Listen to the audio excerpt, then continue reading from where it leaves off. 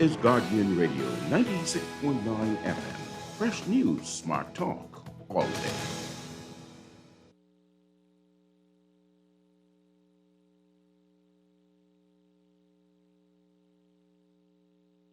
And opinions of the hosts and guests are their own and do not necessarily reflect the position of the management and staff of Guardian Network.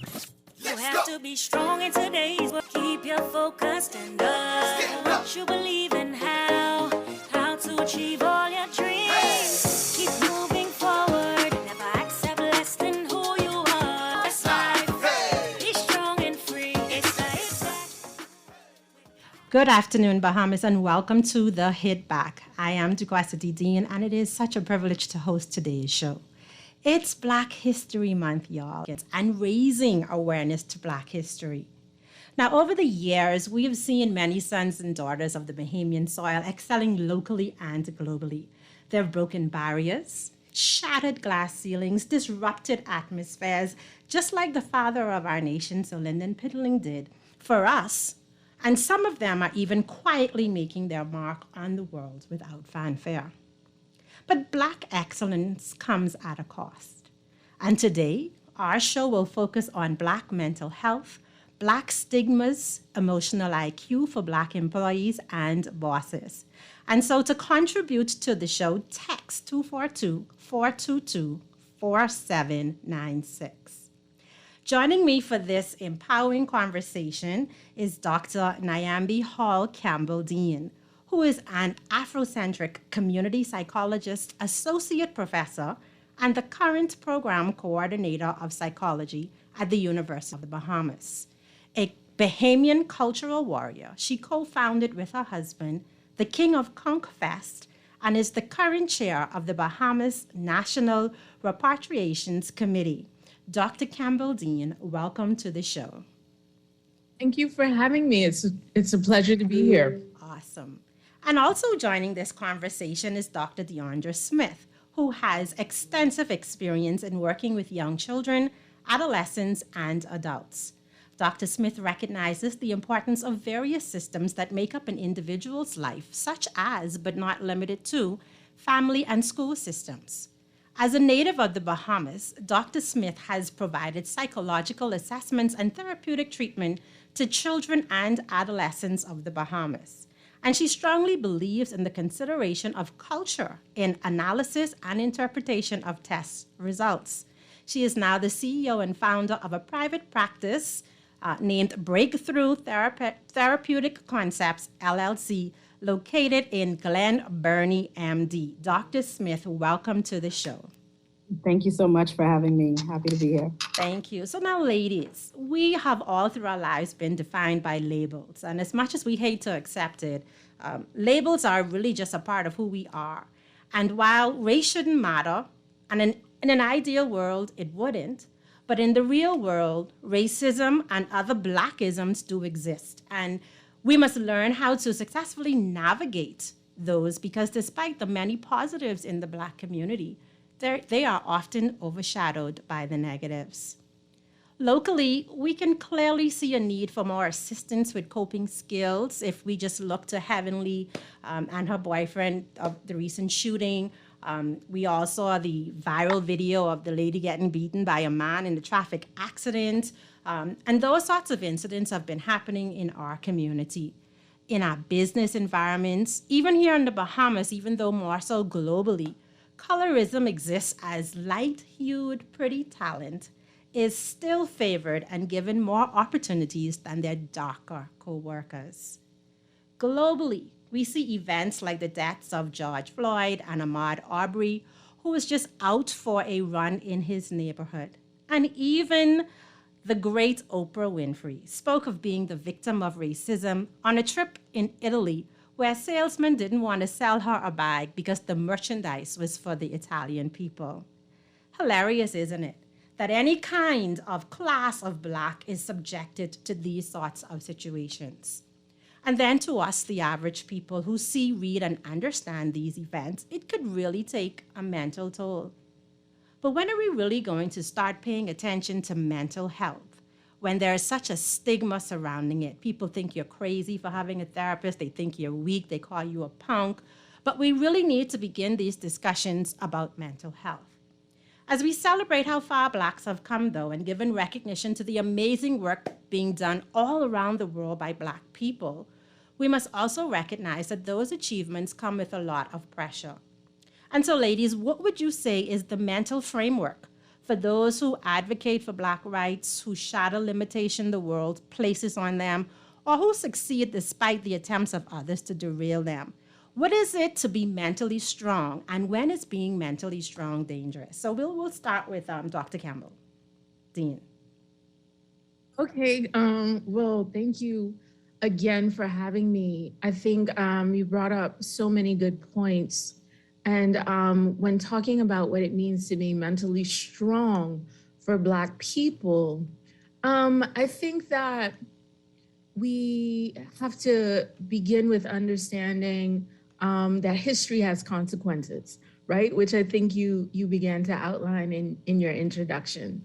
And so the history for Black people in the diaspora is one of enslavement and colonization. And so I think that being mentally strong recognizes that all of these things play a role in our day-to-day lives, right? And so when we are trying to function, we have to just take into account that there may be factors that we're dealing with that other people are not necessarily being engaged with or are playing a role in their everyday lives. And so I think it requires a certain amount of awareness and consciousness, and even more self-awareness to recognize how you're doing, how you're feeling, right? Are there things that may be affecting you in ways that you're not consciously aware of? And so that takes a little bit more time and a little bit more work. Okay. Thank you so very much. And what about you, Dr. Smith? Oh, I totally agree with Dr. Campbell Dean as she talked about how I believe we carry with us this ancestral pressure in a way. It's good pressure, but some of it can also be negative pressure. And what I mean by that is we are either told or taught to be strong, right? And we've developed an understanding of what it means to be strong through what we've seen our parents, grandparents, great-grandparents, and so on and so forth be able to handle. And so sometimes there's this misconception that if you are not doing things the way that your parents have done it or your grandparents have done it, then you must be weak. You mentioned, DeQuesta, this idea of seeking therapy means that you are somewhat weak or a punk or something of that sort. But I think what the myth is that if you express some level of vulnerability or you share some type of transparency with an individual like a therapist, and that must mean that you can't handle everything by yourself. And I think this generation is learning that it's okay to not be able to handle everything for yourself or by yourself, because we need everyone. And what's so interesting is that historically, we have carried this idea of it takes a village, right? We've pushed this idea in our development and in our lives, a village to raise a child, but somehow, some way down the line, we've lost that in a way, because now we're saying that you should be able to handle everything by yourself. Don't go and seek that therapist. Don't go and talk to that, that social worker or what have you, because you should be able to handle this by yourself. And so when you talked about what we're seeing in terms of changes maybe within the Black community is, I know in my work, I have seen where many Black individuals, and I say Black, and Dr. Campbell Dean brought up the diaspora, which is so true, that it's more than just African Americans, it's more than just Africans, it's more than just Caribbean. There's so many, so many influences. But what I've been seeing in my practice is that we are getting back to this idea of village, this idea that it takes more than just one person to make us complete and to make us whole. And so I think it's very important for us to recognize how some of those pressures that have come before us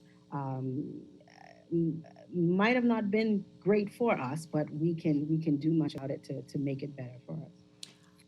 And as you were talking, I started to think about the many young people. And when I say young, I'm talking about 25 to 35-year-olds who are pressured by life.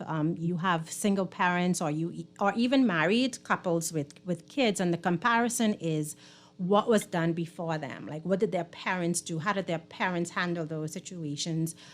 They had mothers who were always so strong. They never saw their mothers weak. And so there's this ideal that they may try to aspire to or to live up to, but is that necessarily healthy? We talk about the village, and I agree with you that the village has somewhat disintegrated. And I think that a lot has to do with the way our culture has also evolved with younger parents. And with every new generation, something changes. So what do I mean by that? For example, as a parent, I wanted to do things a little bit differently than my mom did. So that was an additional level of pressure. And now I watch as other younger people want to parent differently, but society places a pressure for certain things and certain parental guidelines to be in action. And that could also have an impact on the mental health of an individual who is already trying to balance so much in life. And as we start to talk about all of these labels that we carry, there are a lot of stigmas that are attached to Black people. Some of those stigmas include, our men being promiscuous. Here in our culture, we have the stigma of sweethearting, and it's not just a Black thing, but I'm talking Black today because no matter where we are in the world, we carry our African American heritage with us. And so as we're talking about Black history, I'm using Black generally, but we're talking about promiscuousness, sweethearting. We're talking about our Black women being bitter. We find stigmas that our Black men are marrying women of different hues and different nationalities because of situations with Black women. We have the label of being lower productive on jobs. So we have these stigmas. What are some of the common stigmas that you see attached to Black that really need to be eradicated? Okay, well, I'll start off with with that one. So, I'm a community psychologist by training. So I'm always excited when I get to be on the panel with the counselors and the clinicians and let them handle that element of the work. But I think. So right from a community psychologist's perspective, that's the most dangerous stigma, I think, attached to Black people is that the stigmas that attach to us are particular to us, right? And so what I mean by that, and it's something that I see in my classes a lot, is we'll be talking about an issue and the students will say, well, Bahamians are so, and that will be followed by some negative connotation, right? Or, well, we lazy, or we don't like, or we, and I think that, or we know we selfish. And I always have to say, okay, is that something that is unique to Bahamian people, or is that a characteristic of people, right? People are lazy. People are selfish. Right? We're designed to be self-interested. That's how we survive. So I think that when we start thinking about these stigmas, that yes, there are things that are sometimes associated with persons that are of African heritage, but that we have to sometimes step back and say, okay, is this unique to us because of the color of my skin? Recognizing also, right, that race is just a construct, right? So there's nothing that occurs to me or nothing that happens simply because of the fact that my skin is melanated, right? There are social implications of my skin being melanated. Because my skin is melanated doesn't mean that I'm going to think a certain way or I'm going to do this, right? Because race is something that we have made up. So I think once we begin to understand that these stigmas are not particular to us, right? That they're human things, we can begin to work past them and understand, and then begin to question why, right? They have been associated to us in particular. Yeah, I would definitely agree. I think some of the stigma that I've heard in practice is generally Black people don't go to therapy, right?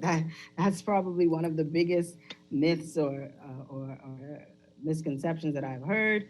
But I'm going to make it more specific. Bahamians don't go to therapy, right? Depression and anxiety is a foreign thing. That's for them Americans, right? That ain't for us. Which is so far from the truth. I don't want to. I'm not going to call the name, but there was a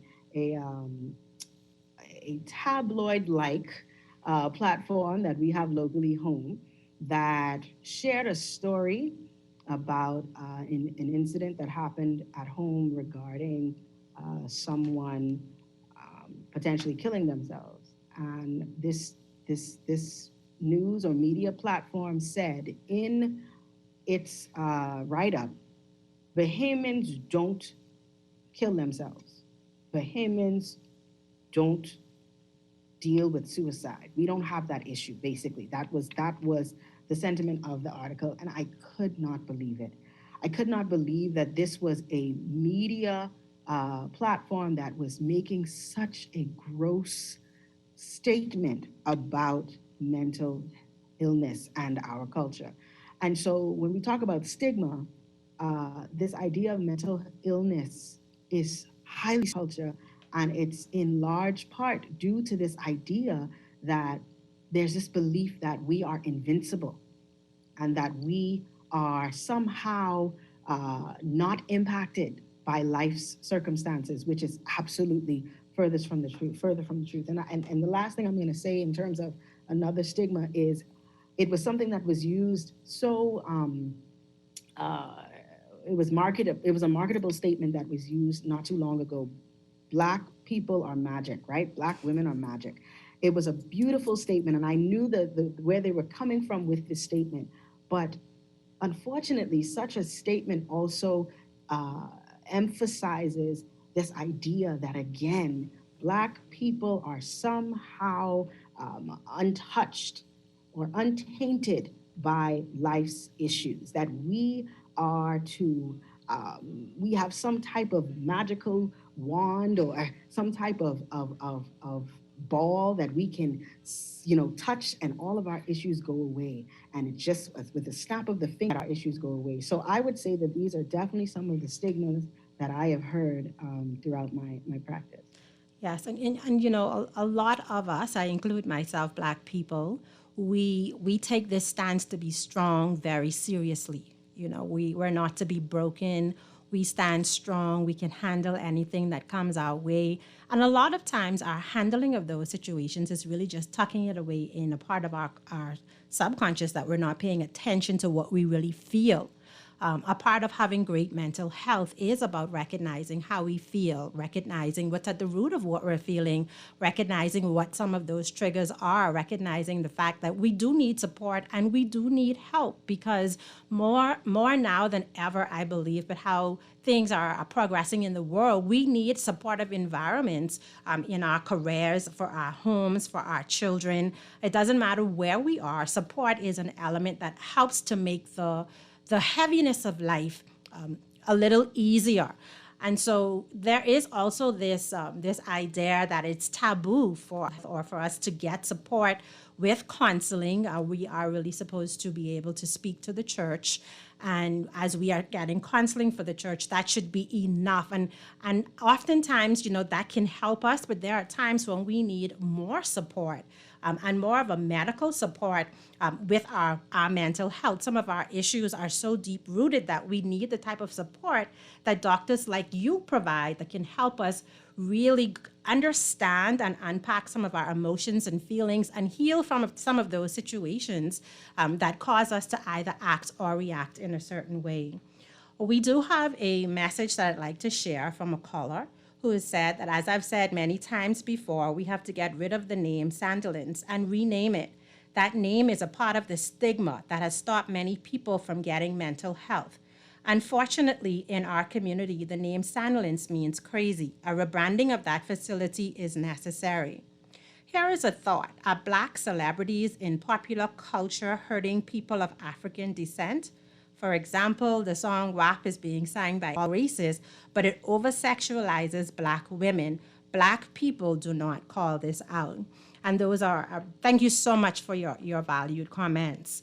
You know, as we look at Black History Month, which is typically an American acknowledgement and celebration, I believe it gives us the opportunity to have these conversations, though, about Black culture, Black stigmas, and to have conversations about Black excellence, because as we look within our own community here and globally, there are many Black people who have overcome mental drain, I would say, and have become very successful in their lives.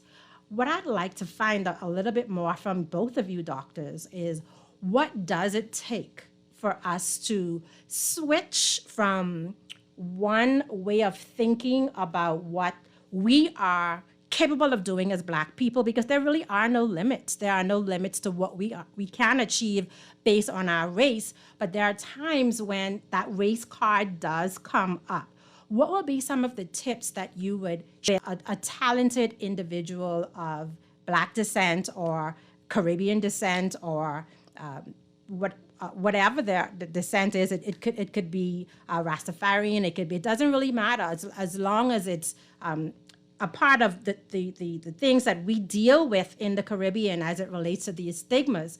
How do we get past those? What are some of the positive things that we can begin to implement to help us understand that we're just as valued, we have just as much to offer, we have what it takes to push past, to advocate, and advocate. I applaud the matches that we do, but we do have to take it a little bit further now. And so what are some of the suggestions that you would give to people who are stuck, not knowing how to move forward?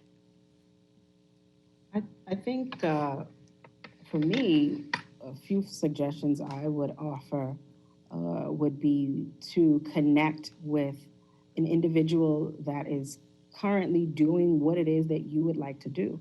And I say that because representation matters. There is something, someone else carry out the task that you are interested in doing, because it makes it real. It makes your dream and your aspiration now real. So I would definitely suggest connecting with someone that is already in the field.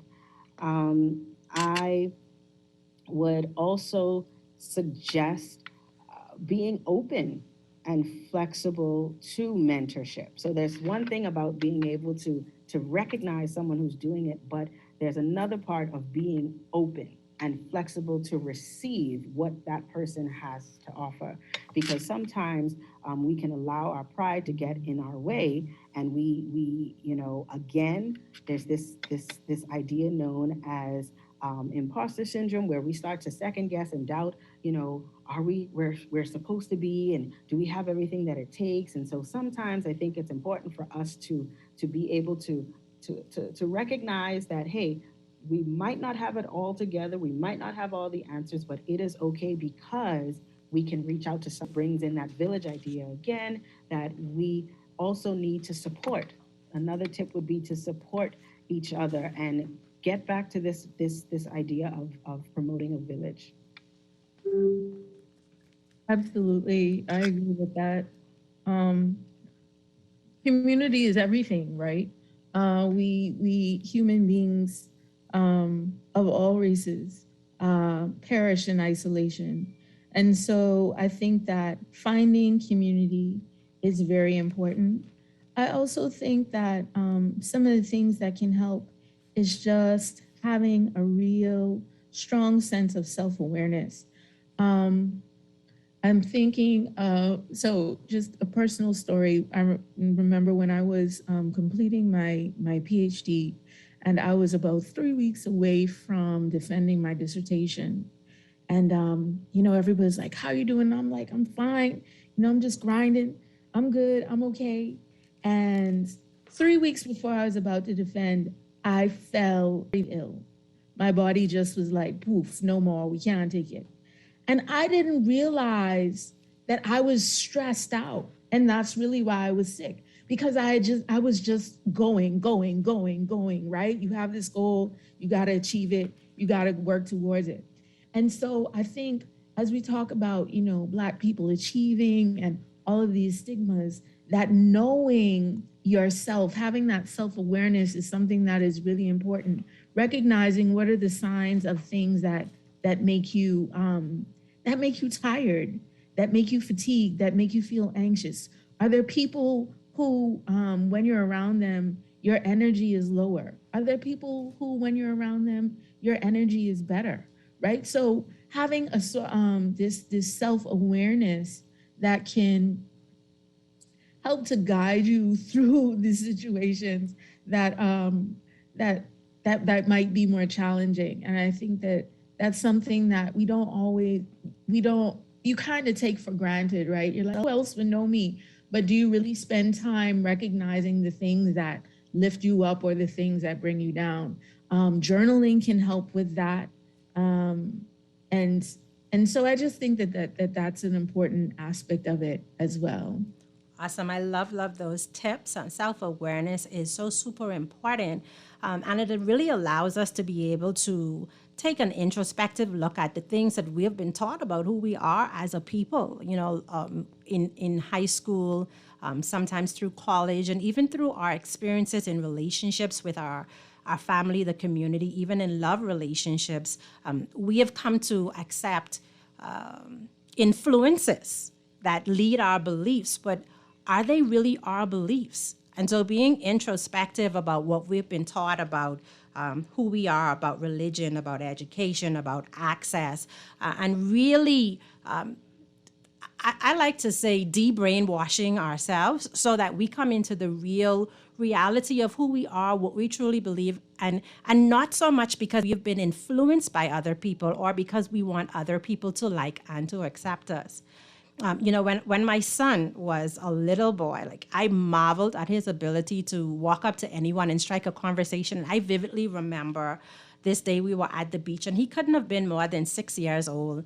We were at the beach, and we were in the minority at that time. There were a lot of tourists on the beach, and he just walked over to this young boy, started talking, having conversations, playing and laughing, and I immediately got uncomfortable because I recognized the differences between them, and that was a part of a cultural teaching that had been passed down that I needed to be aware of. And there are times when those sorts of situations happen and we've been influenced and our actions are being influenced because of some things that we have been taught and not necessarily because of our own self-awareness and awareness generally about the world that we live in, about what we have access to, about our education, about opportunities for business advancement. So it comes down to limited thinking at sometimes. And those who soar and achieve are people that don't look at the limits. We have a lot of Black men in our community who are not looking at the limits placed on them because, quite frankly, I'll be honest with you, I do have a concern about support for Black men in the community. They have been taught from growing up that they need to be strong, that they can't cry. They've been taught to hold back on their emotions, but these are the same young men that we want to encourage to get married or to be in relationship and not really know how to emotionally engage because those emotions have been shut down. I would really like to see more support for our Black men. We have a lot of women empowerment. We have a lot of events that cater to helping women become self-actualized. But I do think that if we can find ways that we can support our Black men more and give them a little bit less pressure than we apply on them, because let's just be real, we put a lot of pressure on our Black men. And while we're not at the place where suicide is common all day, we do see it happening in our community as well. So I'd like to ask, how do we encourage Black men to step it up a bit above the stigmas, to avoid becoming influenced by the negativity or the fears, or to really become their own person, bearing in mind that a lot of Black men are raised by single moms and a lot of the learning comes from background and from homes. So what advice would you give to them specifically to help them with mental health improvement?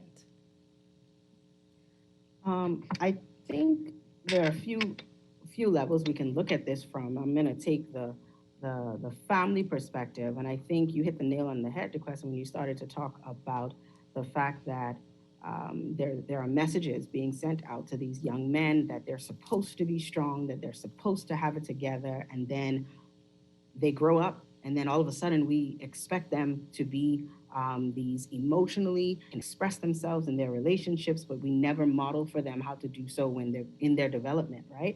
So I think it starts first within our family, and I say that because I believe that we should support and encourage emotional expression of young boys, that we should do away and dismiss the idea that boys don't cry.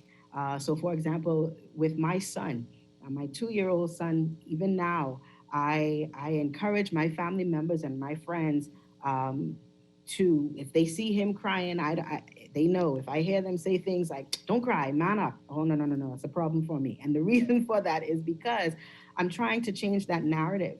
As young as he is, my hope is that that narrative will change so that he will one day grow up into this young man who is emotionally intelligent and able to express himself.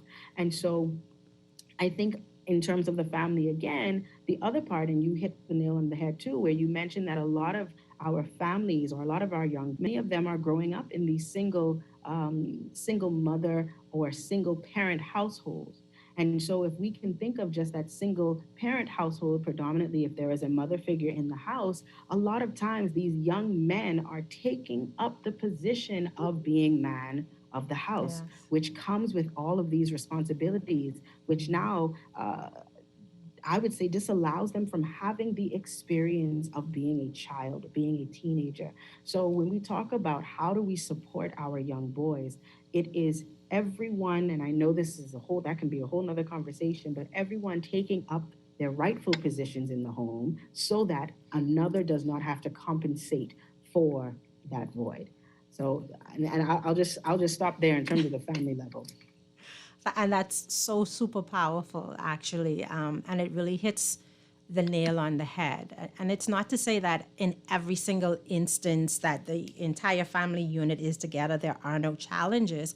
However, the family was designed to be a certain way so that mothers can focus on some things, fathers could focus on something, both have role models and support in their life. So I think that's a really key position.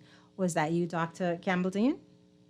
Yeah, I mean, I wholeheartedly agree with that. And I think the beautiful thing about, recognizing these gender roles is that you do want the father to focus on some things and the mother to focus on some things. But that we're understanding that the things that they focus on doesn't have to be specific because you're a woman, you focus on this, or because you're a man, you focus on that, right? That we can all pick what we're going to focus on, and that doesn't necessarily have to be those things don't necessarily have to be tied to gender, right? We're moving into a society in which we're beginning to understand that I know that Bahamian society is conservative, but the Western world at least is really understanding that gender, much like race, is a construction, right? And it can be fluid. And so I think one of the things that would help men, Black men specifically, is if there was a recognition of how this very narrow construction of what Black manhood is confining and is not really serving you in ways that are useful and helpful to you. A lot of times when we try to look at Black masculinity and examine it, we kind of hold on to these old ideas and these old tropes. But I think if we could also look at them and say, okay, how does it serve you as a man to not cry? Is there a real benefit of that? How does it serve you as a man to say, right? Or a man does these things by himself. Is that serving you? Is it helping you? Right? Or what was Dr. Phil say? How is that working out for you? Right? And when you see that it's not, how can we begin to change that to make the situations that work? You know, one of the things I kind of believe in or focus on too is that, you know, I like for men to deal with men issues, and then women also look at what are some of the behaviors that we can change to help our men with these situations, right? So women, are you choosing partners that feel safe to display their emotions around you, right? If your partner were to say, I feel weak today, or I can't handle it today, how are we as women providing the support to allow them to express that range of emotion that may not look the way that we think Black manhood should look? And then also to go back to the point that I had made earlier, with history has its consequences, who decided that Black manhood should look like that, right? Were these decisions that we made consciously of ourselves and for ourselves, right? Who said that the Black man has to do it all by himself or doesn't need help? And so once we begin to examine that and look at the roles that women play and look at the role that gender is changing, you know, and expanding, I think that can help with the mental state of the Black Bahamian man as well. Yes, absolutely agree. It's one of the questions that I ask all the time is, who says that that's how it should be? Where are we getting these concepts from? The concepts of everything. You know, we have a concept of what a relationship would look like, a concept of what a marriage should look like, a concept about what parenting should look like. So where do we get these concepts from? And that's a great question to inspect, you know. Comments. I have a caller saying that first we must appreciate each other as Black people. We must know who we are and appreciate that you exist. Most people have not even met themselves and taken the time to know their true selves. I have another caller saying that they find it difficult to listen to Black women telling Black men what they should do. If the roles were reversed, you would want representation. Absolutely.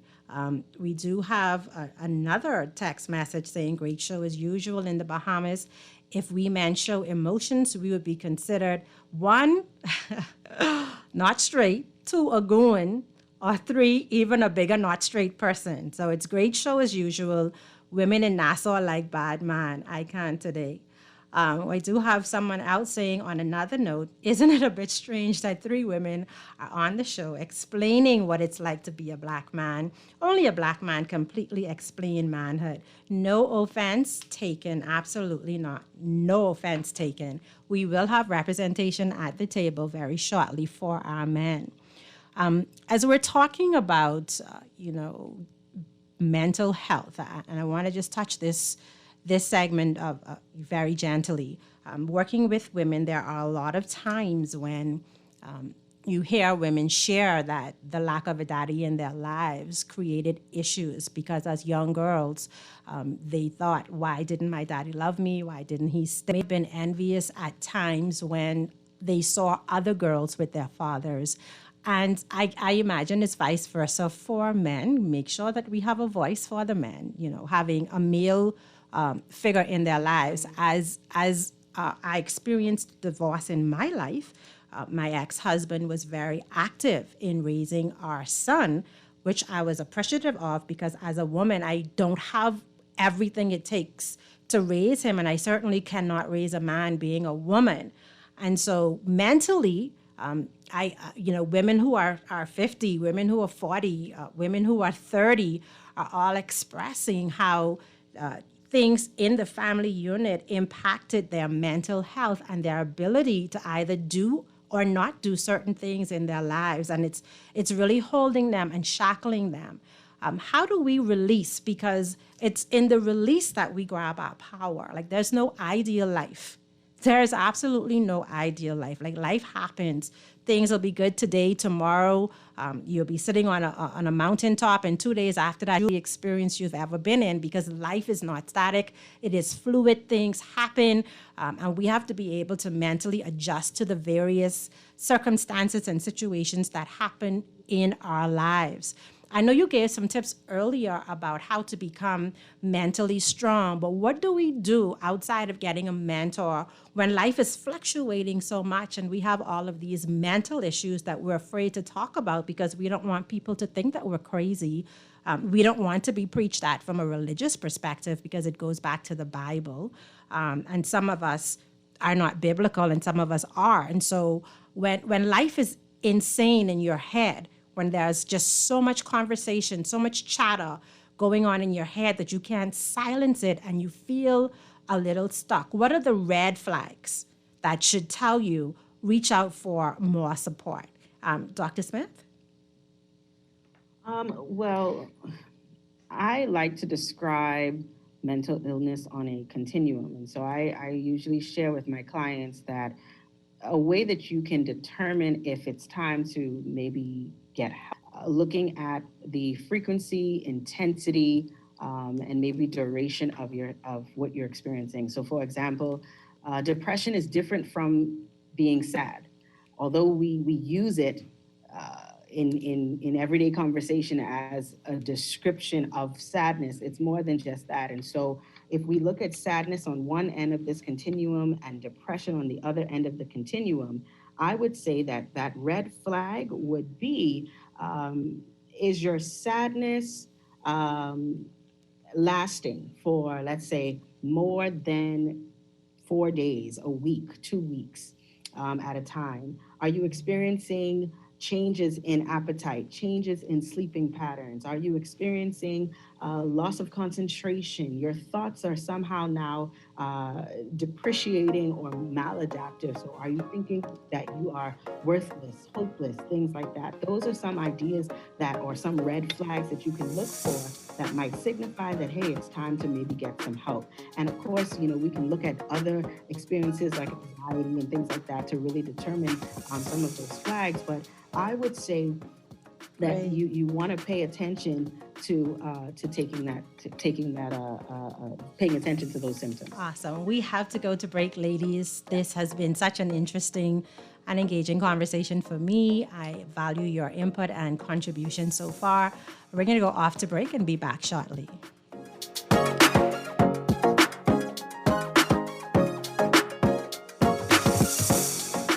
When I got prostate cancer, my family didn't know if I was going to live. At Cancer Treatment Centers of America, within days, I got an appointment. They presented me with treatment options, and we set up a robotic prostatectomy. When my scans came back, there are no signs of cancer. They don't see you as a number, they see you as a part of the family.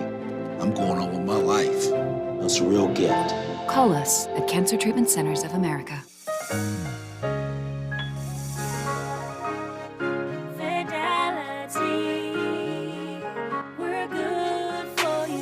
We believe in relationship banking.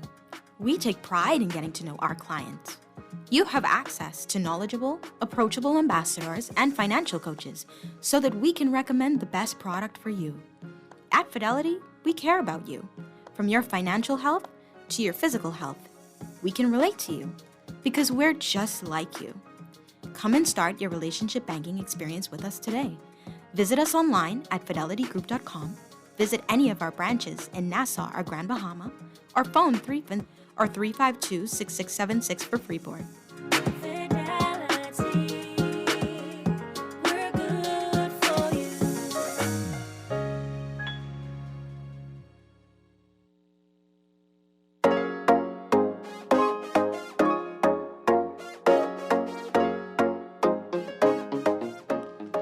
And we are back.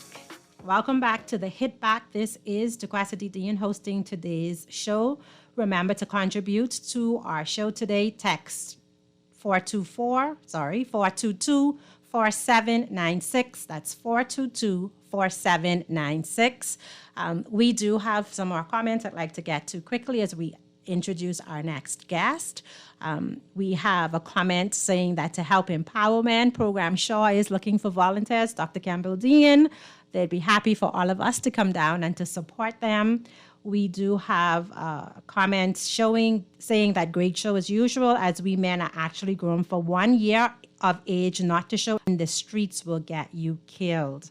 Wow, thank you so much for your comments. Joining our conversation right now is Ahmad Rashad Thompson, an internationally certified human resources and talent manager professional with over a decade's worth of experience in the private and public sectors. He has worked in the financial, medical, government, luxury hospitality, and food services industry, and is currently the training and development manager at Cisco Bahamas Food Services Limited.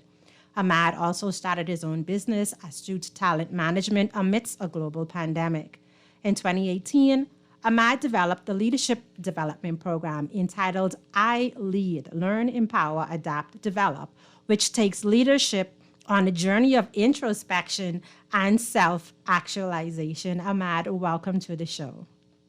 Good afternoon, DeQuesta. Good afternoon, Bahamas. Thank you so much for having me on. I appreciate the opportunity to share in today's conversation. We're so happy to have you, particularly since the men have been asking for representation to our group of a panel of women at the moment. Absolutely. I know that we are heading into the segment of our conversation where Dr. Campbell Dean and Dr. Smith will drop off in a few moments, talking more about IQ in our Black leaders and in the job or in our professional lives. So before we segue there, I'd like to ask your contribution on how can we encourage better mental health support for Black people generally? You know, DeQuesta, I think this is such an important topic that we're covering today because I believe culturally, as a race, but also in our own country, we've been taught that, we just leave it to Jesus. Prayer takes care of everything. I don't want to sound as though I'm not an advocate of prayer. It is my best source, and God is my source. But I think we have desensitized ourselves to the notion that we can be not well. We can have our days when we're not our best selves, and reach out to someone that can help us while we pray to get through to ourselves, to better versions of ourselves. And I think the state of mental health, the state of men being able to express themselves and express their emotions is something that we've downplayed for a very long time. I think it's evident in the way that our children are reared, and it's evident in the way that our society is riddled by the same cyclical crime over and over, generation to generation, because we've allowed ourselves to remove emotion from parenthood. Boys shouldn't cry. Girls shouldn't be able. Why you so emotional?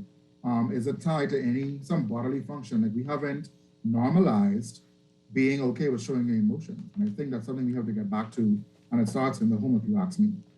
Yes, I mean, I remember from a little girl hearing those sorts of things. What you crying for? Boys don't cry. And so we have ingrained over the years in men that they should bottle up their emotions, which again is not good for mental health, because everyone should have everyone should be able to communicate, to share. Everyone has feelings, right? And so being able to openly communicate, which is another part of why we shut down, because we're not able to, without people becoming angry or without retaliation, right? So we kind of go silent, and silence is dangerous. Being a man working in the corporate world, sometimes when you express yourself, I think it's like a double-sided coin for both men and females. If a female does it, she is considered something negative. If she does it, she's complacent, or she's rather she's someone that's too nitpicky. If a man does it, he's exercising his right to express himself. But it's depending on how he does it. It's depending on the environment he does it in, and at the time he decides to express his emotions. I think one of the biggest emotions we don't hold on to in our families is the ability for men to show other men love, for men to show their children what love actually is. And I think the biggest example and the most clear example we have of that is the love of God for his creation. And I think Jesus demonstrated his love for us, but also demonstrated how to show love. His greatest commandment was love each other the way I've loved you. And I think we have removed the aspect of love from the workplace specifically because it shows an element of weakness, so we say. If you show someone you love them or show someone that you're not the strongest version of you today, in this particular circumstance, you are considered somehow incompetent, unable, or even worse, weak. Yes, absolutely. We had a caller actually comment about the fact that women like or love bad men. And as a part of, quantifying the bad, there are really some times when men, because they've been shut down and have not been given the opportunity to properly be loved and to demonstrate love the way that they want to, because again, love has no definite rules. The way that I want to be loved is different from the way my husband may want to be loved, and being able to respect and understand those differences and communicate and share allows for a successful relationship to happen. I do know that Dr. Campbell and Dr. Smith will need to drop away. I would like to give these ladies the opportunity to share their final remarks before we move forward with the conversation. Dr. Campbell, do you have encouragement or any final words that you'd like to share? Yeah, there's been so much in the conversation, different things that I'm picking up on, and I'm trying to figure out which one to respond to or end with. But I think in regards to just understanding Black mental health, or speaking about mental health, right, that we begin to have grace for ourselves, with ourselves and with each other, and understand that that a lot of the stigmas that we touched on a bit earlier, or a lot of the things that we may be ashamed of or place as monikers of shame on Black people, are not necessarily ours to own, right? That we can begin to question, well, why is it that we think that way? Why do we maybe have preferences? You talked earlier about colorism, or automatically associating light skin with pretty, or dark skin with not. Where do these ideas come from? Where did we learn that? And is that actually true, right? And that can be from the realm of physical appearance to how we parent, to what we perceive as being an attractive man, or that, women only want bad men, or only men can raise men, right? All of these things, these ideas are things that I think that we can start to question, start to really examine, and see, are they working for us? Yes. Where did that idea come from? And once we do that, I think we'll be moving into healthier spaces with ourselves and also our communities. Thank you so much, Dr. Campbell Dean. We so appreciate you being here and sharing your expertise with us today. Dr. Smith? Yes, so a few things I would like to leave your listeners with is, it's okay to not, I think it's important for us to change the narrative around seeking help. And so within our culture, within our society, I think we all need to do our part to help change and shift that narrative that seeking help is a good thing. It's a positive thing. And so that means family structures should encourage that. Churches should encourage that. Community organizations should encourage that. Schools should encourage that. We should see an entire shift within our society occur if we truly want to see a change in the way we manage and handle mental illness. And so overall, I would also share that it's important to pay attention to those red flags. Don't ignore them, don't deny them, but strength comes from recognition.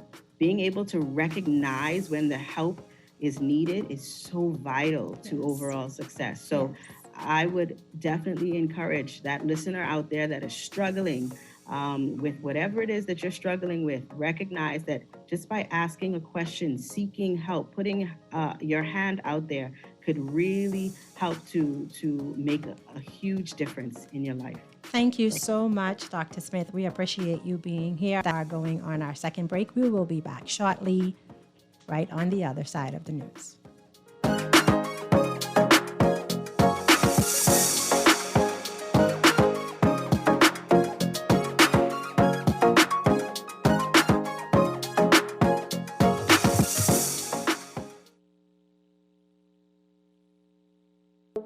Tired of banks forcing you to use technology to bank the way they want you to?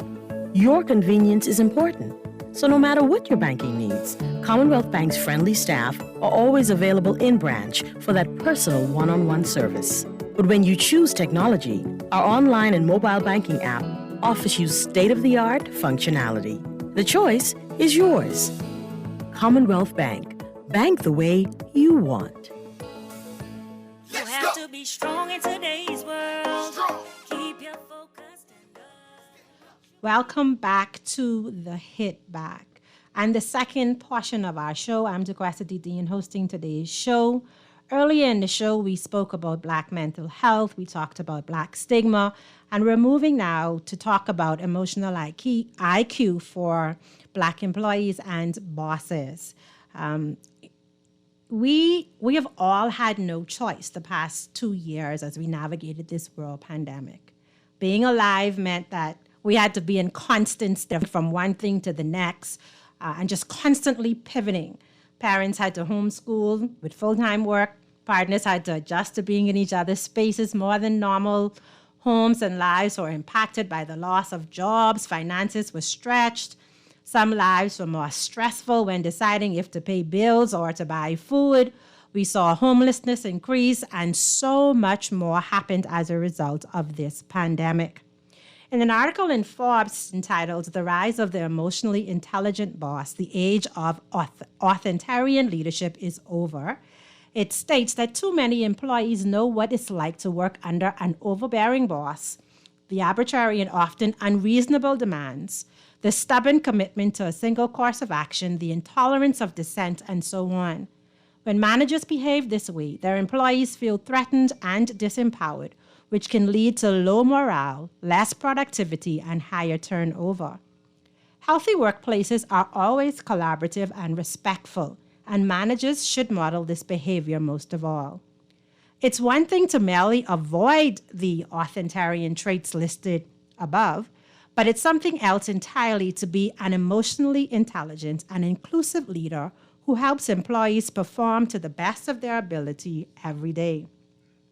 This is the sort of leader who is becoming increasingly valuable as companies emphasize soft skills such as communication, creative and collaborative problem solving, and conflict management. Joining our conversation is Simone Elbow. Simone is no stranger to the race. She is a seasoned certified speaker, corporate trainer, personal development coach, HR strategist and consultant, leadership advisor, men's empowerment advocate, educator, mentor, newspaper columnist, soulful singer, and radio show host. She was named as the Caribbean Woman to Watch in honor of Women's History Month in 2016. She's authored 7 books and is passionate about incorporating the elements of optimism, purpose, and emotional intelligence in her programs and presentations, intimate coaching, and mentoring retreats. Simone, welcome to the show. Thank you so much. We are talking about emotional intelligence in the workplace. So the question really is, as a Black culture, are we ready to embrace emotional intelligent leaders as the way of the future? Ahmad, I'd like to begin with you. Absolutely. Thank you again, DeQuesta. Simone, welcome, my dear. It's a pleasure to be in your company as always. Always. Indeed. I believe, DeQuesta, that whether we're ready or not, here we come. This is, you talked about it in your opening statement regarding what everyone around this world has endured, or in some cases suffered through. And whether or not we're ready for it, the emotional intelligent leader is one who will succeed as we navigate these very unprecedented times. I read an article the other day, DeQuesta and Simone, that said, more companies are now reaching out to CHROs to become their CEOs of companies. And that to me sends a very clear message as to where leadership is going. We're no longer some people are now starting to realize rather the value in a humanistic and intelligent leader, as opposed to the lady or gentleman that knows data and knows facts and knows numbers. Those things are not unimportant, but I think the emotional intelligent leader is equally as important, if not more so, than the numbers you can run or the data you can crunch to make things happen in a business. And I think the answer is whether you're ready or not, it's here. You have to get ready for it. Awesome. And what about you, Simone? What do you think? Are we ready for this culture to change and we embrace more emotionally intelligent leaders? Well, I can tell you from the employee standpoint, definitely yes. Employees are ready for emotional intelligent leaders because you will hear more often than not when you hear complaints about their leaders, it is usually around their personality or their people skills. Sometimes their competence, their technical ability, but more often than not, employees complain about leaders who lack empathy, which is a huge part of emotional intelligence, and leaders who lack the ability to communicate clearly and fairly and transparently. And so that's, of course, just two examples of what employees may have concerns about in their employee experience. And so I believe that the employees of today are definitely ready for emotionally intelligent leaders. Are leaders ready? I think is the question. That is indeed the question. With homeschooling and with a lot of businesses moving into the model of work from home, I've been exposed to quite a number of conversations about the demand from leaders for people to be seated at their desk for 8 hours, for them to at home, and productivity should really be what the focus is, but more of the control element to make sure that you're actually seated there, that your mouse is moving. All of these sorts of pressures have been a part of their work from home while they're still trying to balance their employment along with everything else that's happening at home. What does it mean, though, to be emotionally intelligent, right? What does that leader look like? Who is an emotionally intelligent leader? I'd like to give a start at this, please, Professor. I think the emotionally intelligent leader is someone who is aware fully of the impact of their emotions on others. I think sometimes we feel as leaders we shouldn't bring our emotions to work. We've been taught all of our adult lives to leave your problems at home. And sometimes your problems cause emotions. We are emotive people. And you have to understand as an emotionally intelligent leader that your awareness or lack thereof of your own emotions and the impact they have on those that you serve as a leader are going to have an impact, obviously, on the general workspace. And I think the emotions play out in the workplace. This person is also strategically using their emotions to help them achieve desired outcomes. So they're not just doing things haphazardly or kind of run-of-the-mill. They're channeling what makes them frustrated or excited or angry even in the workspace and trying to understand how best to use that emotion in a moment and channel it within their teams to make the best out of a particular outcome or situation. And finally, I think these people are both, Simone mentioned it earlier, they have a level of empathy that they lead with at all times. They are not sympathetic to their employees or the workspace, but they are empathetic while at work. They are cognitively and emotionally empathetic, which means they can understand your situation and they can also feel your situation for you and with you. Okay. That means that they're going to now take those things and put them in an environment where they can become a better version of themselves as a leader and make your experience as an employee that much more safe and rewarding for you as an employee as well. Oh, I'd love to work for that sort of leader. As we are talking about Black mental health during this show, my question then is, would you say that coming from a Black background, understanding the challenges, the stigmas, and the possible hindrances that Black employees may face in the workplace, that Black leaders are embracing the opportunity with the intuitiveness of coming from a similar environment a bit more and using that to their advantage to connect better with their employees in a way to motivate, inspire, and encourage and be that empathetic leader. Simone? I think having that understanding of Black culture does play a very important role in that. However, I do feel that as it works for us, it also works against us because there are elements of Black culture that are also broken and which feed the negativity that we see in leadership. So let me give an example of that. So when we look at, for instance, how we grow up and some of the things that we are socialized to believe, one of the things of that is leadership. As children in Black culture, and I think it is in other cultures as well that are similar, I think in Latino and sometimes in the Indian culture as well, we share. But the role of the child is you are to be seen and not heard. I'm sure we all heard that growing up, right? Children are to be seen and not heard. You are to speak when you're spoken to, right? These are social rules that we come up with.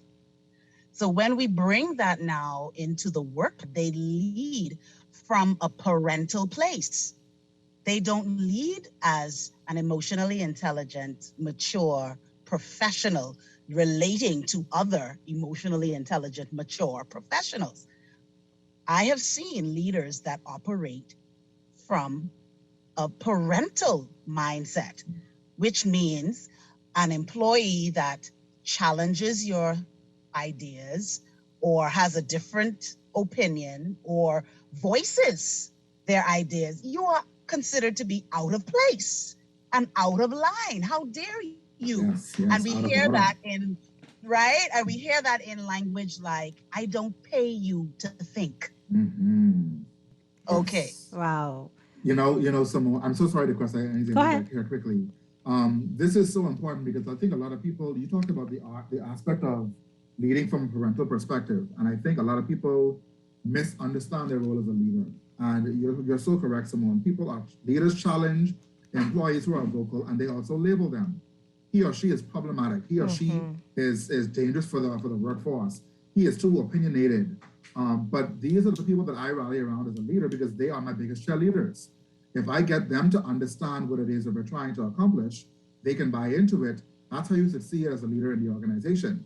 But Simone raised a really good point to talk about leading from this parental perspective and challenging people who stand up for what they believe is right, or they want to challenge a particular notion or construct.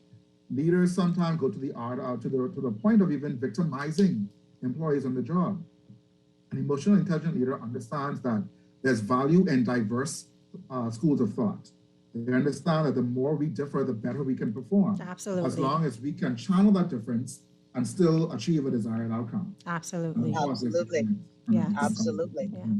So traditional leadership, dictative and that controlling form of leadership really shuts employees down.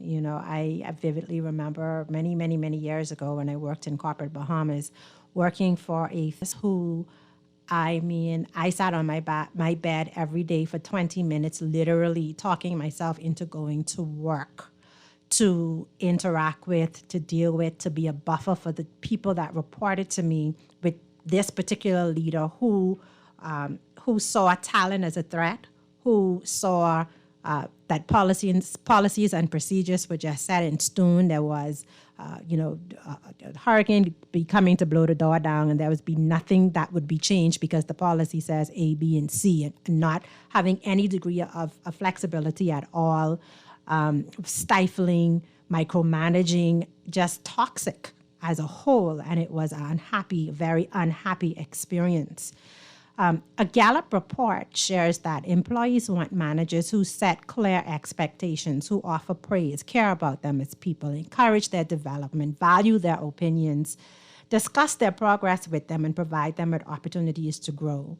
Now more than ever, we need leaders and managers who have emotional intelligence. As I opened this segment of the show, talking about all of these, because when I talk about people having to make decisions about whether to pay bills or to buy food, or people having to make decisions about whether to pull their children out of private school and put them in public schools and disrupt life as you know it, those are people who are also employees.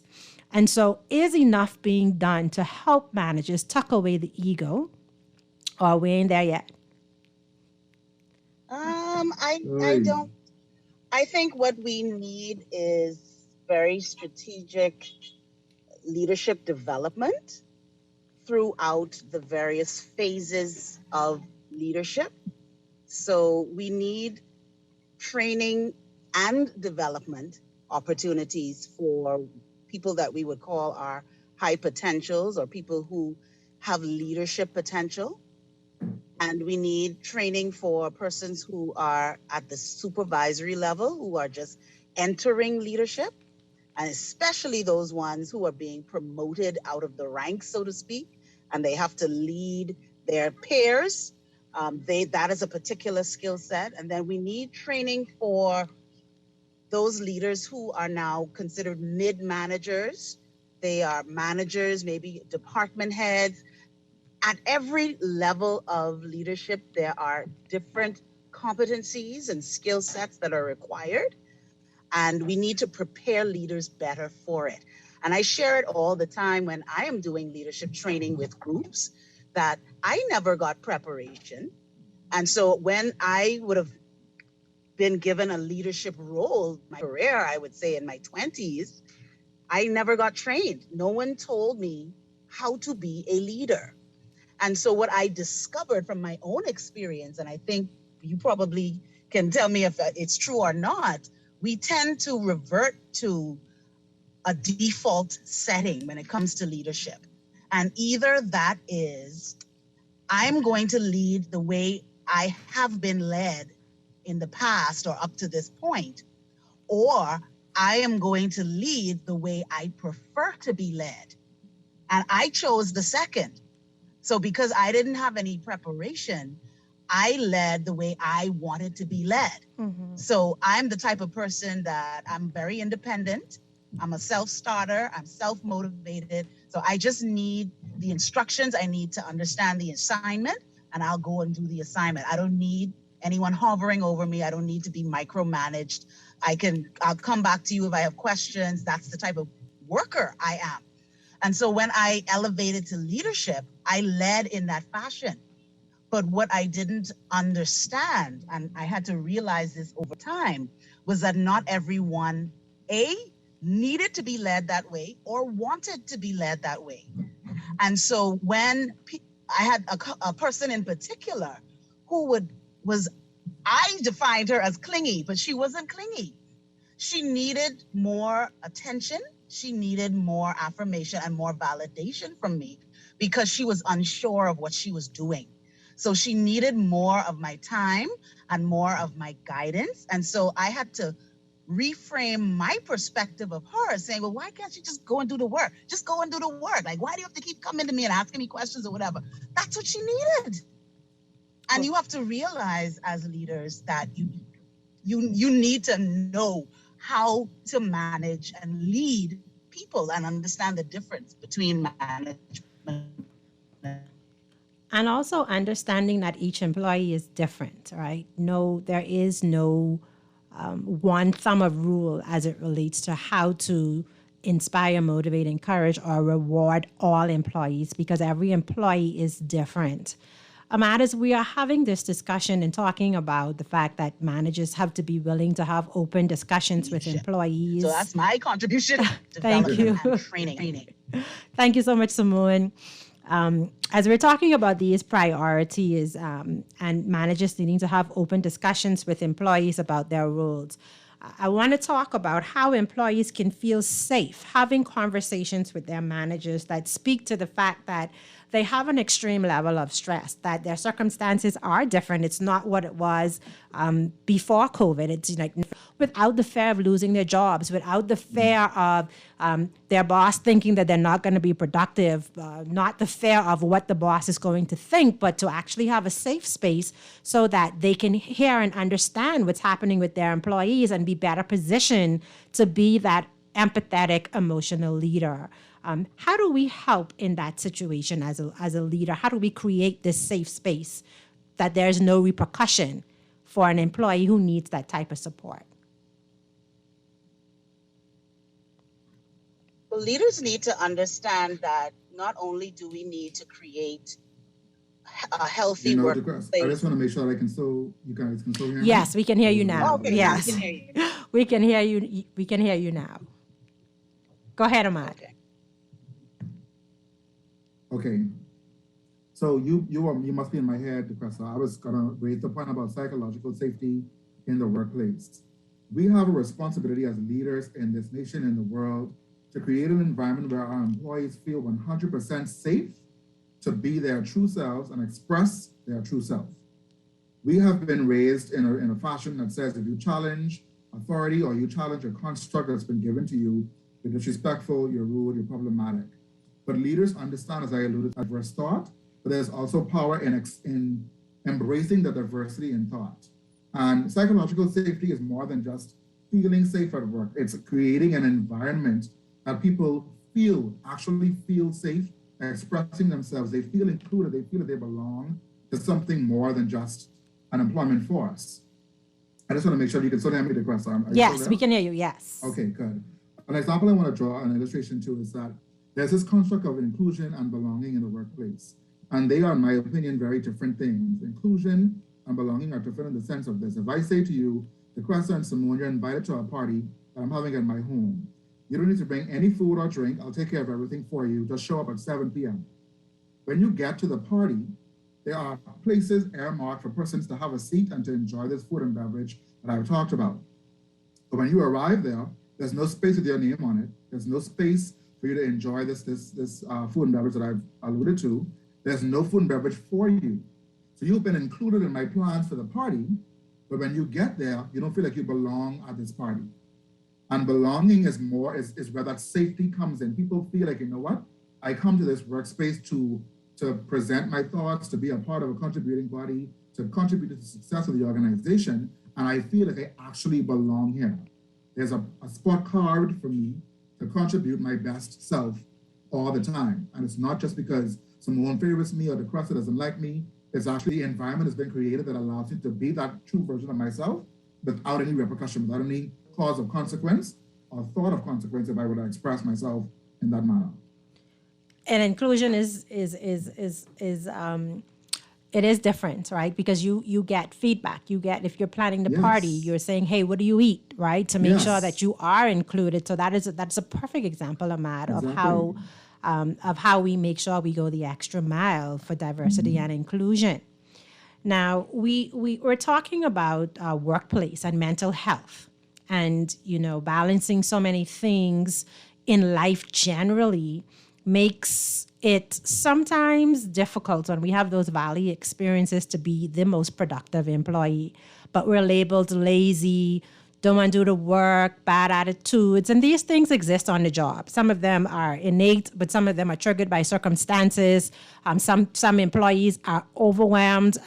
There are some organizations that provide mental health support by way of counseling that's paid for by the organization, but there are many organizations that also do not provide that sort of support for their employees.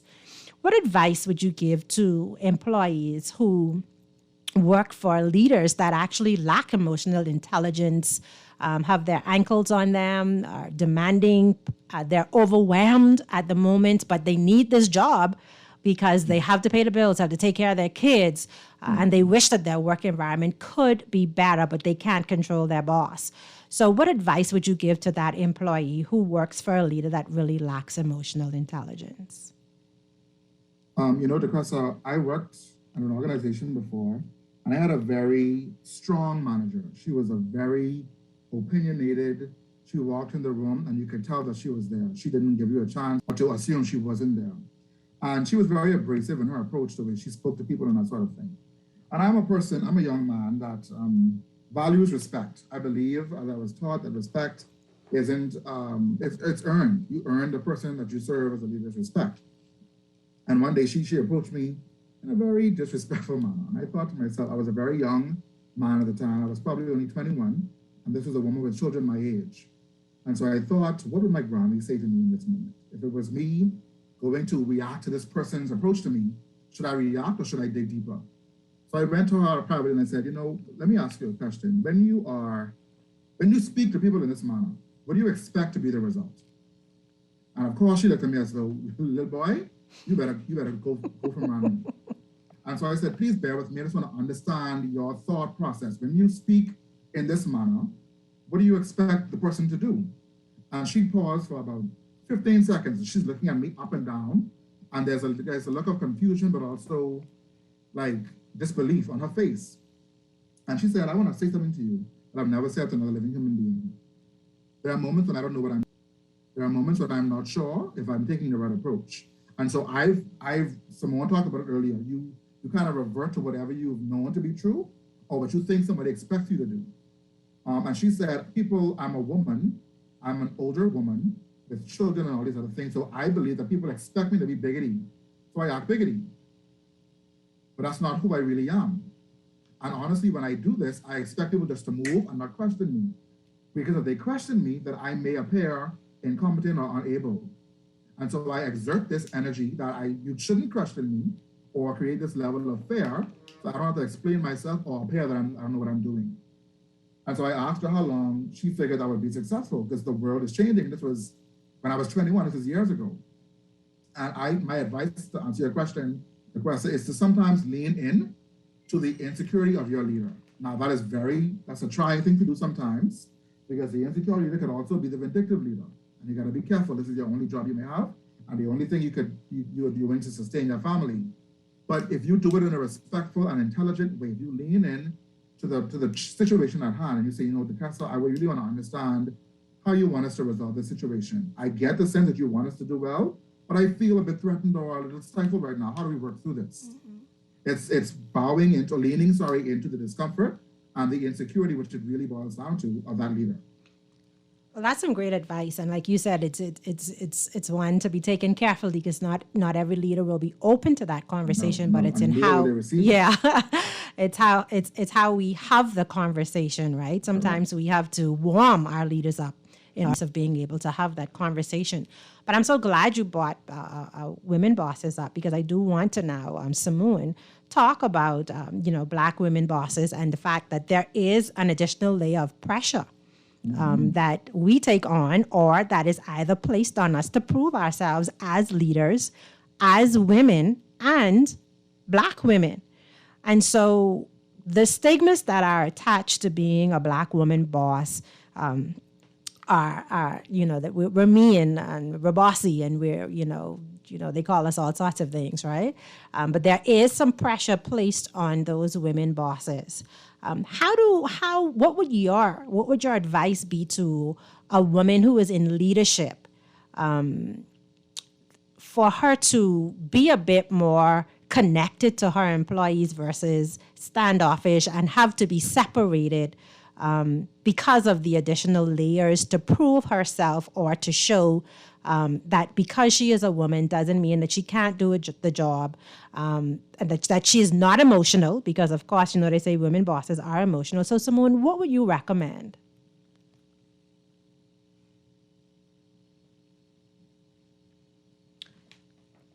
Are you still there, Simone? Well, it seems as if we may have lost Simone. But in our corporate culture, I know that there is a degree of pressure on women to perform and to really prove that they are worth this seat at the table, and that their promotion or their The fact that they own the company is something that they rightfully deserve because they have certain attributes and qualities, and usually it means that they are isolated.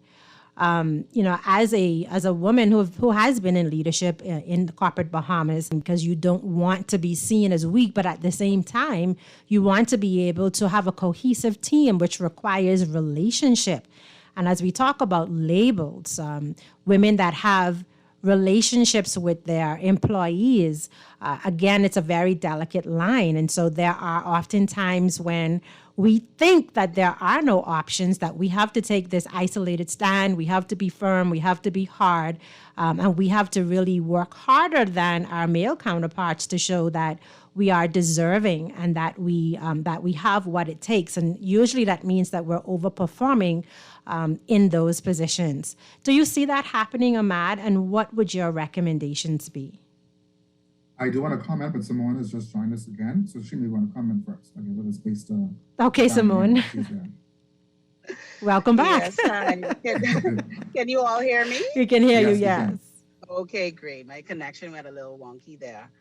But this is a topic that's near and dear to me because I've seen both sides of the coin. I've seen and worked with women leaders who are very emotionally intelligent, who are great people leaders, who are strong, organized, and in touch with themselves, who they are as a person, not intimidated by another female or other people generally, by men and whoever else that they may work with.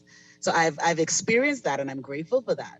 But I've also worked with other women who honestly, you understand where the stigma and the stereotype comes from because they are the typical person that is either overbearing in their strength or they are not in touch, pathetic, overcompensating, and all of these other things, right? Unfair, everything that you can think of. So for me, as a woman leader, I believe that first and foremost, even though you may think that, and work environments may tend to lean toward it, that it's competitive, don't run your race as if you are competing, particularly with men. You should be your own competition. You should want to strive to be the best leader that you can possibly be.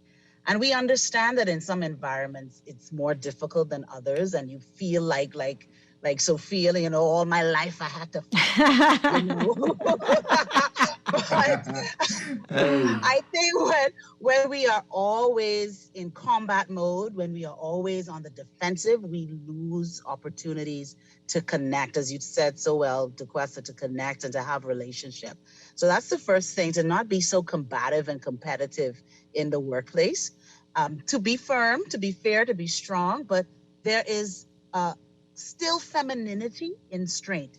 And I think that's my second point, that we have to perhaps get clear about our definition of what strong really means. Because I think sometimes we feel that being strong means that you are a bully. Being strong means that you command what you want and you get your way and nobody else's opinion matters. That's not strength. To me, strength is also being humble. Strength is also allowing other people to shine. Yes. When you know that you have the ability, but I don't have to be the one that does the presentation. Let me push somebody on my team to do it. Yeah. To me, that's strength, right? Mm-hmm. And then I think also that women leaders have to get in touch with their emotional side and the stigma that is attached to emotion. So just because as a woman, we may be more expressive with our emotions, it's not a negative thing. And so you don't need to try to be emotionless to be a successful woman leader. It is about emotional intelligence. How do you manage your emotions? And how self-aware are you? And how do you navigate relationships and conflict And how do you inspire and transform and develop the people that are around you? Oh, I love And that, so- Simone. I really, really love that, because it's not about being emotionally aware. It's not about building relationships. It's really about making sure that there's no emotional leakage as we lead and manage other people and our emotions are out of whack and out of control. Ahmad, before I come over to you, we do have a caller. Caller, are you there? Yes. Good afternoon, everybody. And I'm a woman. I'm very emotional, but like Mr. Moon say, and congratulations to all of y'all. They're doing a great job. We have to still be a woman, but still learn how to treat people and be respectful. Because I work in an area where they're like, I'm the only female, and there's a lot of guys, and sometimes they're like, here comes emotion, get out of here because you're going to bring the woman's side of you. I'm like, okay, all right, what you want me to do? Like, calm down. But I like how y'all touch on the part of the topic, how y'all discussed about that slavery was like invented. We are all different races and all that, but we are one. If you cut the person, we all bleed the same blood. Once you learn to respect one another, no matter where we're from, we can get together as one and make things happen. So good topic, and you all really did well, and all the best to you all.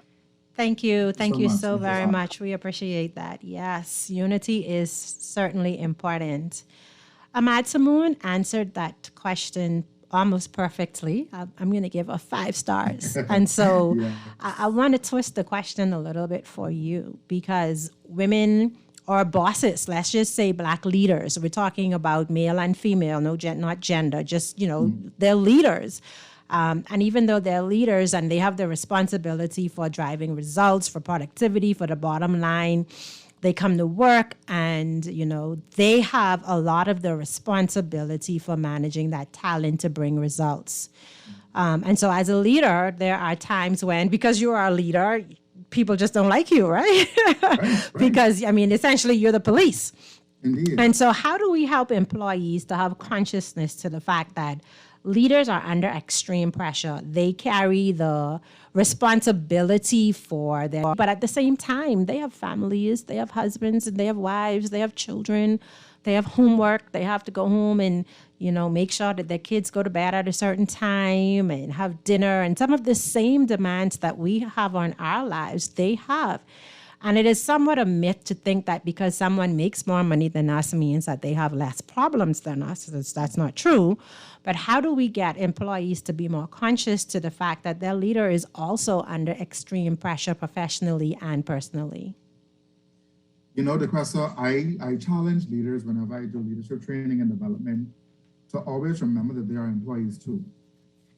And I challenge the organization to lead that way, because I think oftentimes we forget that the person who we call leader or manager is 100% a human being. There's no robot there. They are going through exactly the same thing you're going through. And in some cases, even more amplified, because if they really do care, they are carrying the burden of their team along with their own burden, right? And I think it starts with leading from humanity. We have been taught to express our abilities, so we know how many degrees we have and how much salary we make. But when we start to lead with humanity as our source or as our beacon, then things start to change. People respect you as a person, and they remove the title.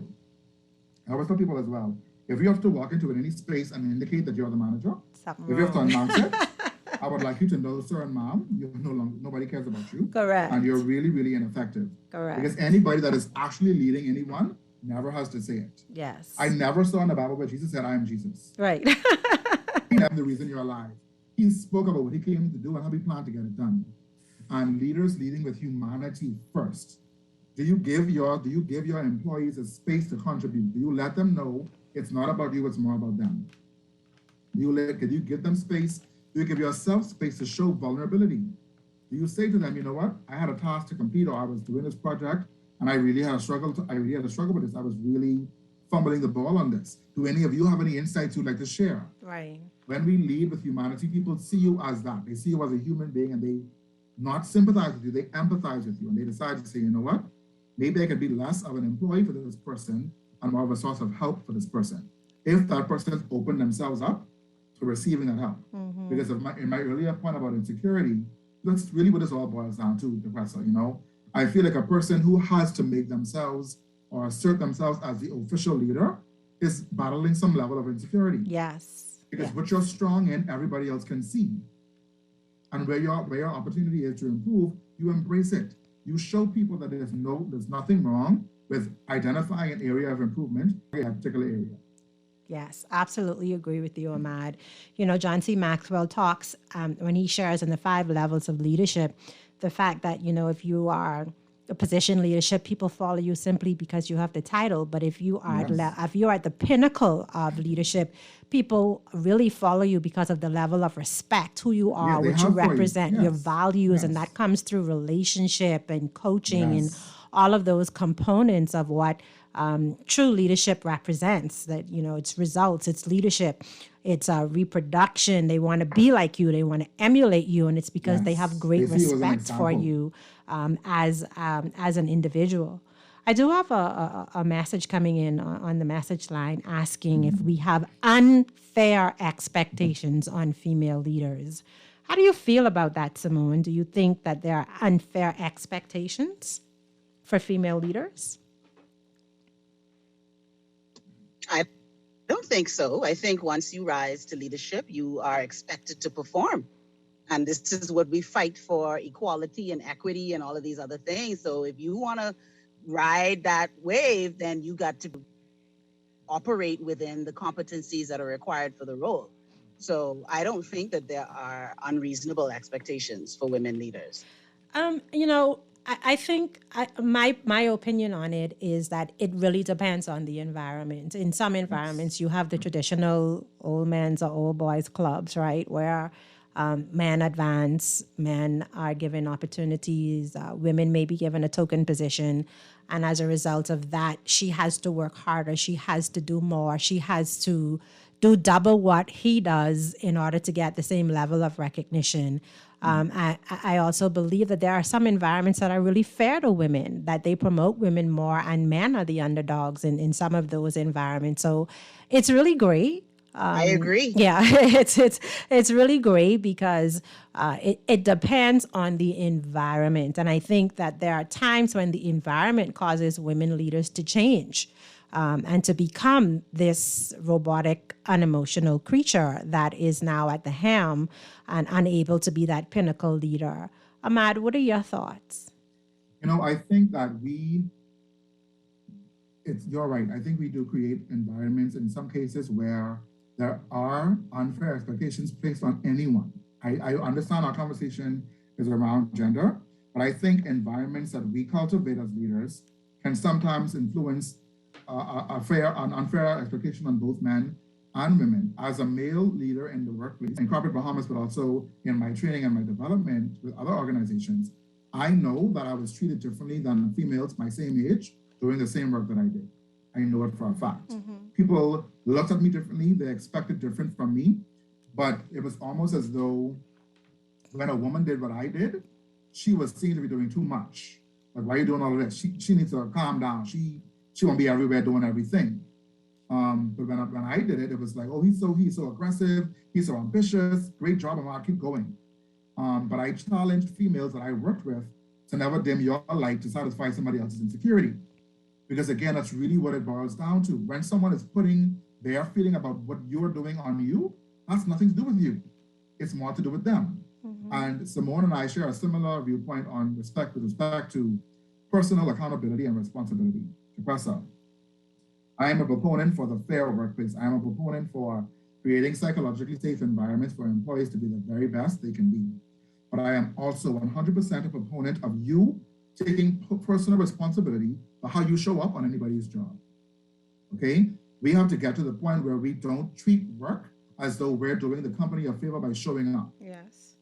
And a lot of us, whether we are in leadership or not, take that approach to work.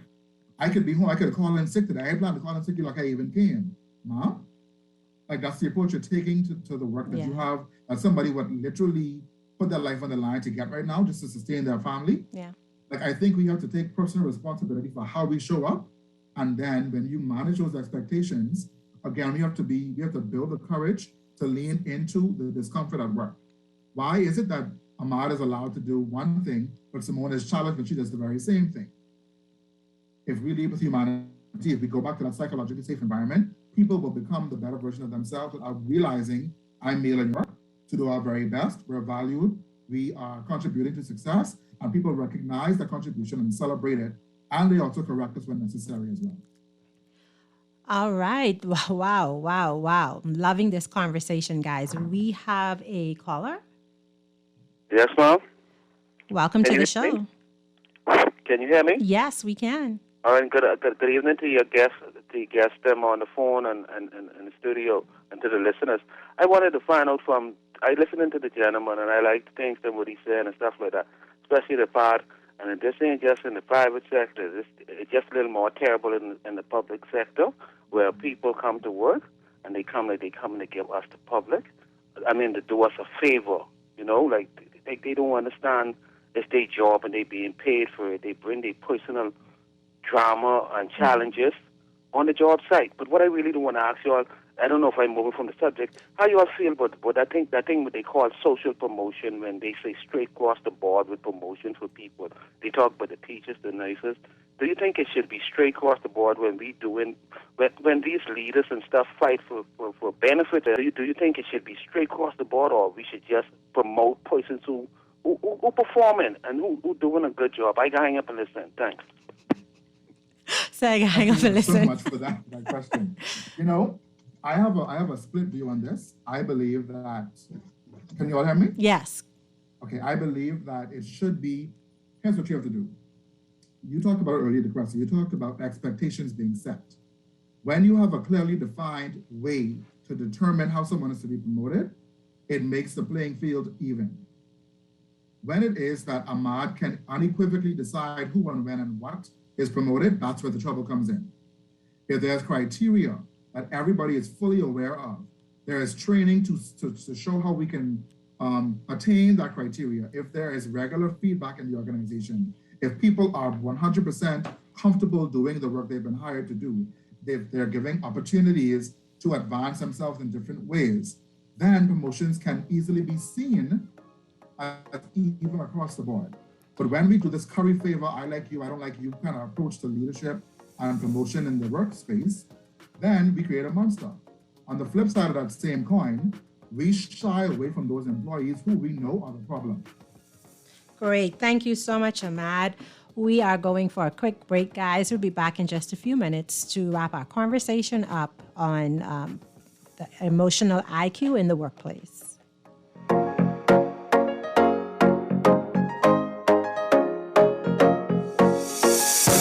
Burger King Nassau is taking spice to new heights with the new sandwiches. Enjoy your choice of a flame-grilled Whopper or a crispy chicken filet topped with chipotle sauce, guacamole, jalapenos, cheese, lettuce, and tomato, all on a fresh potato bun. The new Baja sandwiches at Burger King Nassau pack plenty of flavor, and with an ice-cold Pepsi and fries or onion rings, it's the perfect way to fill your day. The Baja Whopper and Baja Crispy Chicken Sandwich are only available at Burger King Nassau, where taste is king.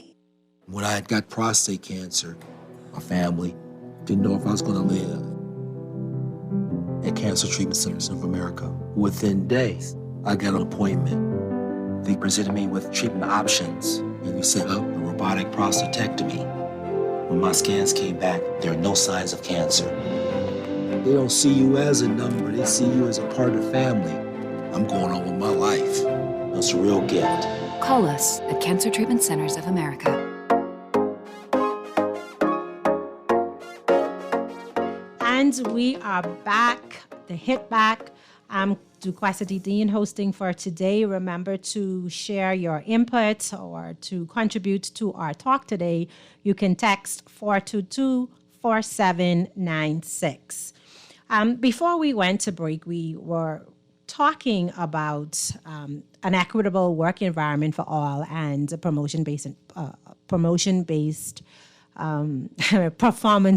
promotions, raises, etc. And as we head into the final moments of the show, I want to wrap the show up challenging employees all across the Bahamas to help break some of the cultural stigmas that are attached to Black labor. I remember a few years ago, an organization made a statement about the lack of productivity of Black people.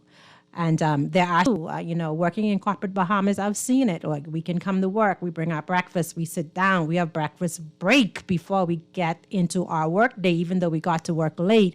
We have water cooler breaks, we have extended lunch breaks, we have noon breaks, we have a lot of personal telephone calls that are happening.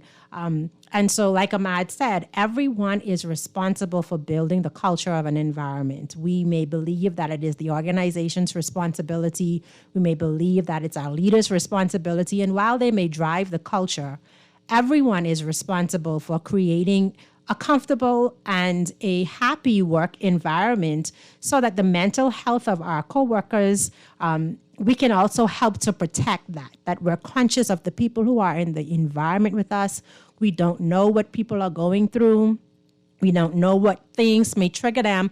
Just being conscious. And so as we wrap up our show, Ahmad, I'd like to ask you to give the opportunity. I'd like to give you the opportunity to share your thoughts on how we can improve the culture, thereby improving mental health for employees. The relationships that we build at work. When you know the people you work with, you're able to see that something is off with the person. You can tell from the moment she walks in that her disposition is changed. Something is troubling her or may have affected her this morning or last night. And we have been taught, as I've said several times to show, that emotions don't belong at work. But if you can tell that someone is off today and you embrace that opportunity to go deeper into the relationship with that person, you may find that this person really is struggling. And I think we have to do away with this notion that you have to be 100% every single day. I made a post on my LinkedIn, I think it was yesterday, the day before yesterday, the Professor, that spoke to the fact that every single day that you live is going to give you different challenges, different opportunities to win and learn. And I think if you take each day one day at a time, and as leaders and organizations working to create a culture that they can succeed in, people will realize that it's okay to not be okay, as one of the previous guests mentioned earlier this afternoon. But that doesn't mean that we're making excuses. It only means that today may not be my best day. Perhaps I can take a mental day. We have to get in the position or in the mindset of celebrating the awareness around mental health. Yes, have Charlie, I had sessions to with take your one. employees, right? Like, Yes. Have sessions with your employees, bring professionals in, celebrate your EAP programs. Let people know that it's okay to not be okay in the organization, but to work through that and to come on the other side of that successful and stronger than you were before it happened. Thank you so much, Ahmad. Simone? Yeah, those are awesome points. I think to piggyback off that, leaders and employees have to understand the importance of boundaries. Yes. And I believe that in many, many ways, when we talk about taking personal accountability, as Ahmad shared, as an individual, you have to understand what is your capacity. And so as a leader, understand your capacity. You also have to understand the capacity of your team. Yes, we all are working in environments with high pressure, high expectations, but then at the same time, how are we driving people? Are we driving people too hard?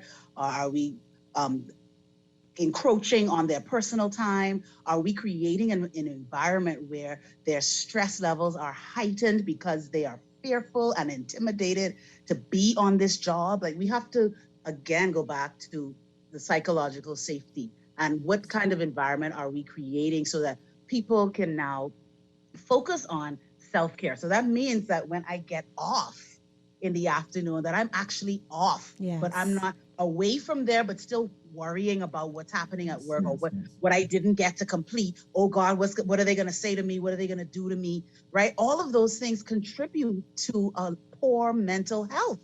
Yes. So yes, we need to have the structures in place to help people, but how are we contributing to people not having good mental health? We have to look at the kind of organizational culture that we create, how we communicate, how do we handle people when they make a mistake? How do we online or when they are having an off day? That's where, you can build the trust, you can build, the respect, where you could get to be that pinnacle leader, where you can understand who are the loafers. Because guess what? If you have loafers there, You allow the loafers to be there. Indeed. You should have a structure to deal with the loafers. Agree. Yes. Guys, I am so very grateful for your contribution to the Hit Back today. Dr. Smith, I think it was, said seeking help is a good thing. We talked about mental health. We talked about Black stigmas and emotional IQ for Black employees and Black bosses. I want to thank Dr. Campbell Dean for being on the show today. Dr. Deirdre Smith. I'd like to thank Simone Elbow and Ahmad for their contributions to the show today. Let's make the conversation about mental health normal. Let's normalize understanding that it's okay not to be okay and to seek help when we do. Again, I am Duquesa D. Dean, grateful to host today's show. See you next Tuesday on The Hit Back.